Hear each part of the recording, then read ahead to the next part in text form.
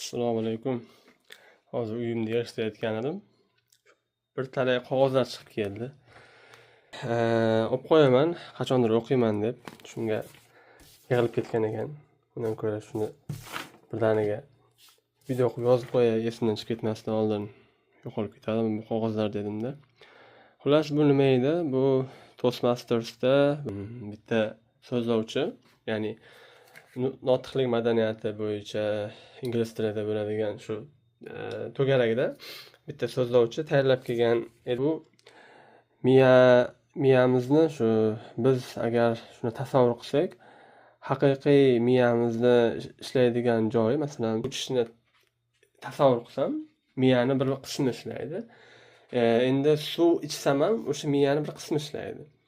Bu bilan nima demoqchiki, agar biz muvaffaqiyat, bu yerda mesaj bor edi, muvaffaqiyatli bo'lishni xohlasak, birdaniga o'sha muvaffaqiyatga erishgan holatimizni tasavvur qilsak, o'shanga erishishga o'zi miyamiz ya'ni avtomatik ravishda o'zimizni harakatlarimiz, o'zimizni yurish tutishimiz o'shanga moslashib ketar ekanda.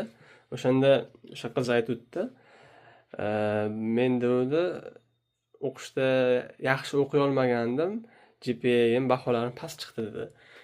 Keyin dedi, keyingi semestrda dedi, shu yaxshi o'qishim haqida tasavvur qilib o'ylab yaxshi o'qiyman deb harakat qildim, yaxshi natijaga erishdim dedi. O'ylab qarasak, shunday ekanda, o'zi miyamizga agar shu narsani tasavvur qilsak, masalan, men toza uyda yashashga loyiqman yoki toza uyda yashashim kerak desa, o'sha odamning miyasidagi tushuncha ham o'zgarib, o'sha men toza uyda yashashim kerak ekan deydi, uyni yig'ishtirishga tushib ketib qoladi. Men ham shu haqida o'qib qolgandim.